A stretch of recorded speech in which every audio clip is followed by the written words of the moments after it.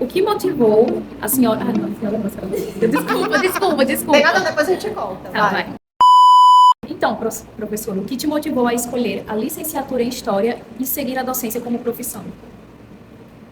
Pergunta bem difícil, assim, né? Porque quando a gente faz essas escolhas, a gente tá, assim, vamos dizer, saindo, né, da adolescência para a juventude, tentando definir nossos caminhos, né?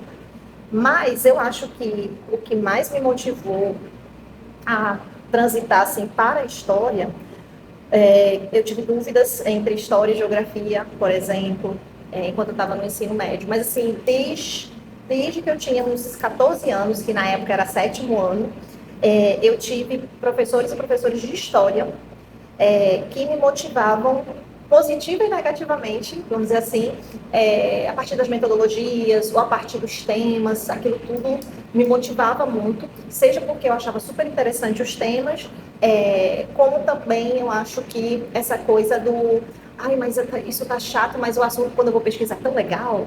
Então, eu percebia que era uma questão de método também, às vezes, sabe? Então, acho que comunicar sempre foi uma coisa importante para mim. E aí, quando a gente entra na docência, quando entra na graduação, eu entrei em pedagogia, ao mesmo tempo na Universidade Estadual do Pará, que eu entrei na Federal do Pará como História, que na época a gente saía já com licenciatura e bacharelado. Então, para você ver como assim, essa coisa de comunicar, do ensinar e essa coisa da curiosidade que me motivava desde adolescente, ela virou a docência, né? Então, acho que essa paixão, assim, me caracterizou, assim, e profissionalmente me motivou, né, a escolher essa parte da educação. E aí, depois de um ano fazendo pedagogia, eu descobri que a história seria o suficiente para mim, sabe? Então, eu fiquei só na licenciatura, entendendo que o que a gente tinha lá de componentes da educação, né, enfim, do centro de educação, fazendo a licenciatura em História, me resolveria. Então, assim, isso tudo foram várias coisas. Eu acho que a cultura pop também foi um elemento. Acho que muitos e muitas de nós, além da escola, a cultura pop meio que também trabalha esse imaginário do que você quer ser. Acho que isso também, de alguma forma, me influenciou. Eu tenho algumas tias que fizeram licenciatura na minha família. Minha família materna é toda de mulheres, só tenho tias. Só que só uma exerceu efetivamente a docência. E não foi uma pessoa que eu vi esse movimento. Então, eu não tive uma herança, vamos dizer assim, familiar, de nenhum modo, assim, de alguém que é uma família de professoras, por exemplo, né? Não tive. E mesmo assim, eu acho que foi o meu fazer mesmo na vida que foi me direcionando para a história. Muito bom.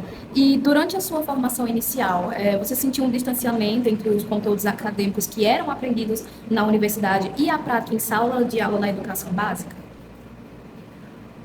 Olha, quando eu estava no que a gente chama até hoje, né, de estágio, a gente tinha uma forma muito parecida do que a gente era ensinado com o que a gente tinha nos livros didáticos. Isso, nos livros didáticos ali, do final, vou dizer assim, que era o início dos anos 2000, final do, não, acho que era final dos 90, início dos anos 2000. Então, aquele movimento que a gente vai ver depois, de todas as questões, de ter a base nacional como curricular, todos esses debates, eles não estavam tão em voga nesse período.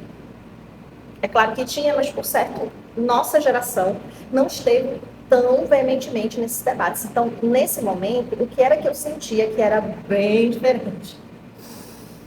A forma de ensinar e aprender. Eu percebia que quando eu podia fazer minhas inserções no espaço escolar, eu sempre tentava fazer uma coisa bem diferente, tentar entender, conversar com os alunos e alunas.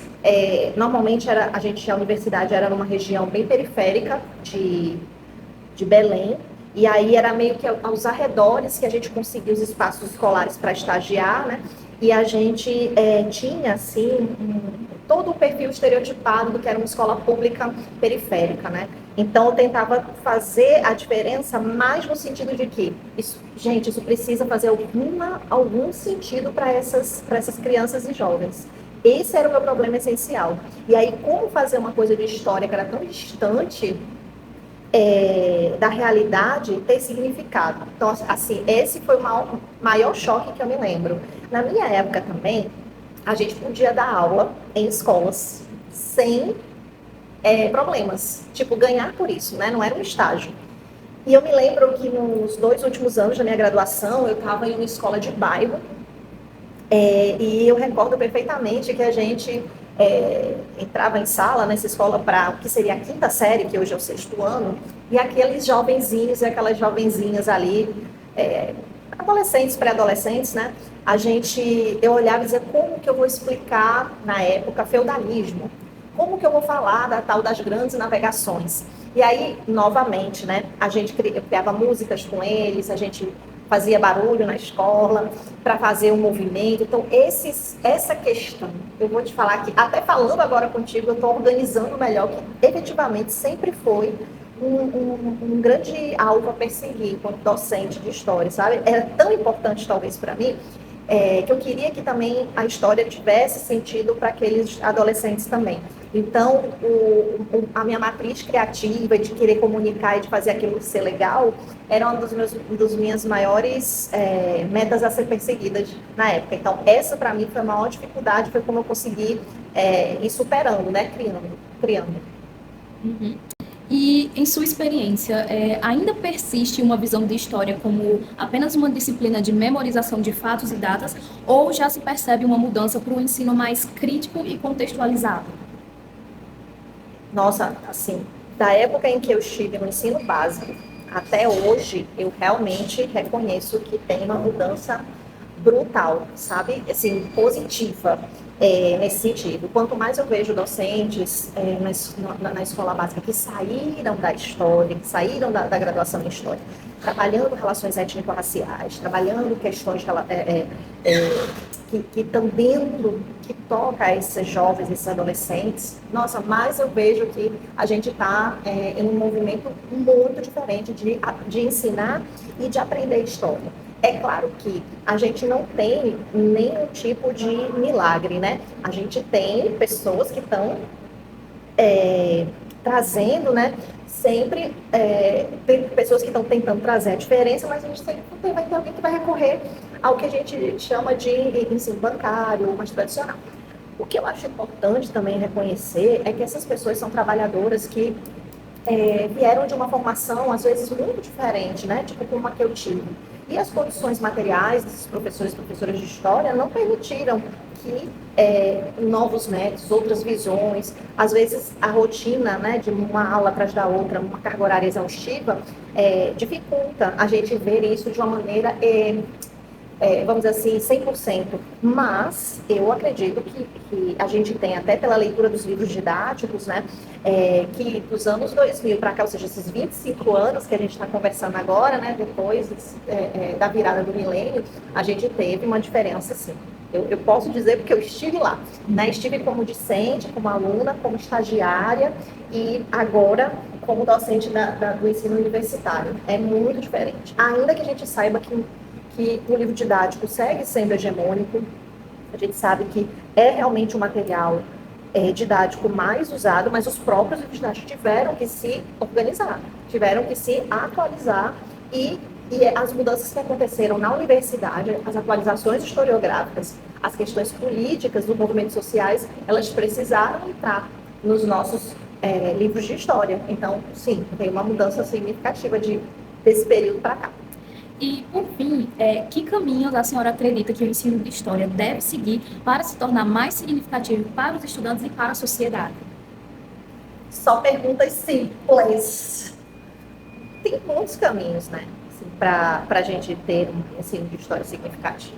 Muitos caminhos. O principal diz respeito a gente ter melhores condições de trabalho.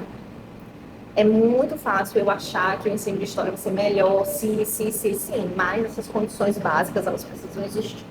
No meu caso, eu tenho um foco muito grande em entender como as tecnologias digitais da comunicação e informação, elas podem ser parceiras das relações de ensino e aprendizagem e de uma história, uma aprendizagem histórica significativa.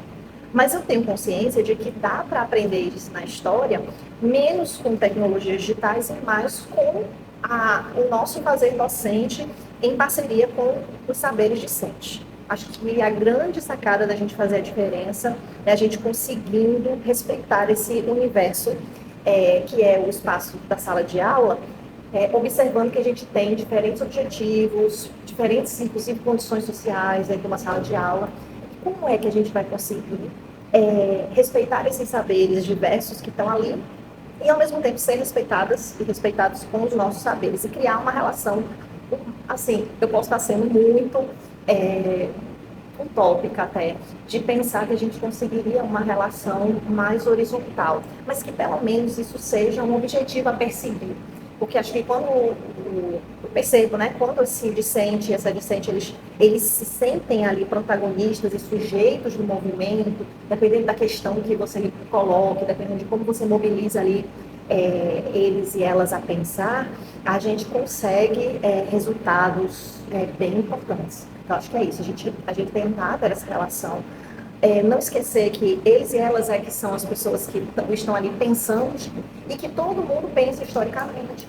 Todo mundo pensa historicamente, independentemente de se você fez uma graduação em História ou não. Partindo desse pressuposto, a gente talvez consiga aí um ensino de História mais significativo. Muito obrigada por responder as perguntas.